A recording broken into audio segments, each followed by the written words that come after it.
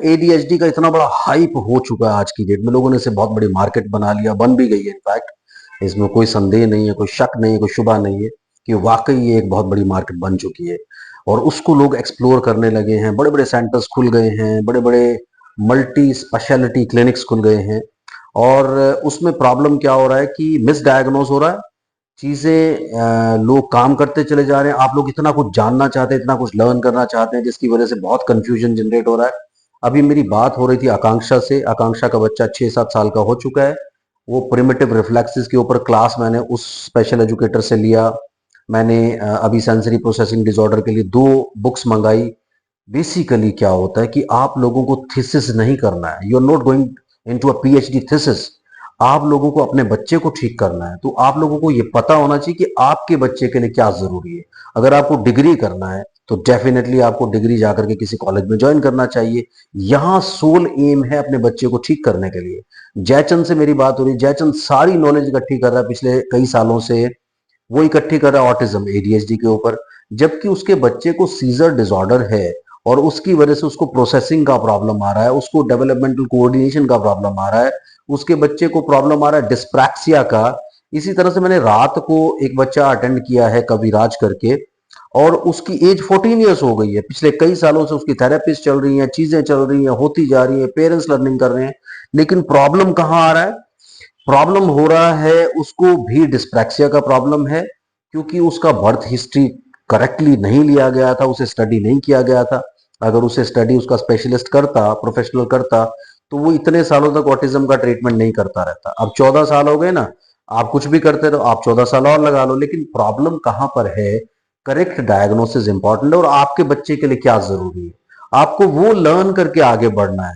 आपको ये नहीं कि मैं ये भी लर्न कर लूं, मैं वो भी लर्न करूं। और कसूर सबसे ज्यादा प्रोफेशनल्स का भी है इसमें, क्योंकि आप पेरेंट्स को वो नॉलेज नहीं देते जो उनके बच्चे के लिए जरूरी है। आप कई बार अपनी नॉलेज को दिखाने के लिए बहुत बड़े बड़े वर्ड्स को यूज करते हो, जिससे कि पेरेंट्स बड़ा इंप्रेस हो जाते हैं आपसे कि यार ये तो बहुत कुछ जानता है। लेकिन जो आप जानते हो वो करेक्ट जगह पर अप्लाई कीजिए। सो यहाँ पर प्रॉब्लम्स आते हैं, और उसकी वजह से क्या होता है कि पेरेंट्स बहुत ज्यादा कंफ्यूज हो जाते हैं।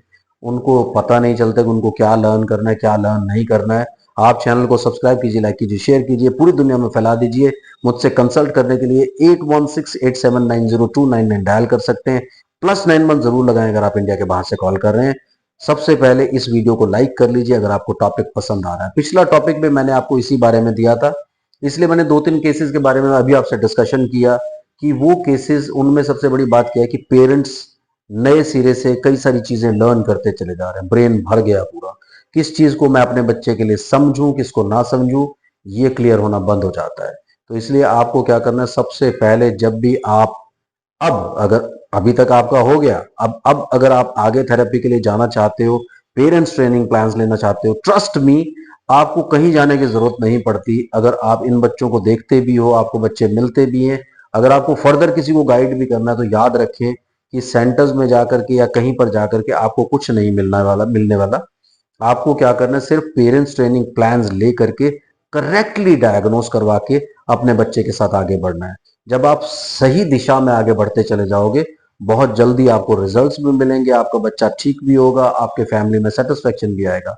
अदरवाइज क्या होगा कि 10 साल, 15 साल, 20 साल कब बीत जाएंगे पता नहीं चलेगा, और बच्चा कभी करेक्ट जगह पर जाकर के अपने आप को ठीक नहीं कर पाएगा या प्लेस नहीं कर पाएगा। अगर आप बच्चे को सही जगह पर देखना चाहते हो, उसे ट्रीट करना चाहते हो प्रॉपर डायरेक्शन में, गेट अ प्रॉपर डायग्नोसिस, और जो डायग्नोसिस बनता है उसके साथ मूव करना शुरू करें, और वो चीजें लर्न करें कि भाई मेरे बच्चे के लिए क्या जरूरी है, मुझे वो देखना है। मैं यूट्यूब पे जा रहा हूँ, मैं यहाँ जा रहा हूँ, मैं वहां जा रहा हूँ, मैं गूगल पे जा रहा हूँ, इतनी सारी स्टडी आप कर लेते हो जो आपके बच्चे के लिए जरूरी नहीं है, क्योंकि आपको नहीं पता चलेगा कि आपके बच्चे को ऑटिज्म के सिम्टम्स हैं या एक्चुअली ऑटिज्म है। ये दोनों टर्म्स बहुत इंपॉर्टेंट है। कई बार आप क्या करते हो कि ऑटिज्म के सिम्टम्स देख करके आप जज कर लेते हो कि आपके बच्चे को ऑटिज्म की प्रॉब्लम है, लेकिन बैकग्राउंड क्या है, उन बैकग्राउंड्स को देख करके प्रॉपर डायग्नोसिस बना करके कि आपके बच्चे के ऑटिस्टिक सिम्टम्स अगर सीजर डिसऑर्डर की वजह से हैं या ब्रेन डैमेज की वजह से हैं, या फिर बचपन में बच्चा पैदा होते ही कुछ रोया नहीं था उसको लेकर के आ रहे हैं, तो वो सारी की सारी चीजें स्टडी करने के बाद आपके बच्चे के लिए करेक्ट डायग्नोसिस बनेगा एंड देन करेक्ट ट्रीटमेंट बनेगा। सो करेक्ट ट्रीटमेंट के साथ जाना आपको बहुत इंपॉर्टेंट है, ताकि आप अपने बच्चे को प्रॉपरली ठीक कर पाए। सिर्फ टाइम पास करने से या ये देखने से कि मैं यहाँ पर भी जा रहा हूँ, मैं वहां पर भी जा रहा हूँ, मैं ये भी कर रहा हूँ, मैं वो भी कर रहा हूँ, चीजें कंट्रोल में आने वाली नहीं है। ट्रस्ट मी, इन प्रॉब्लम से निकलने के जो सॉल्यूशन है इतने सिंपल हैं, आप बिलीव भी नहीं करेंगे कि इतनी आसानी से बच्चा ठीक हो सकता था। इसलिए करेक्ट चीजों को ज्वाइन करें, करेक्ट डायरेक्शन में चलें, ताकि आपके बच्चे का बेनिफिट हो। Thank you very much. Bye bye.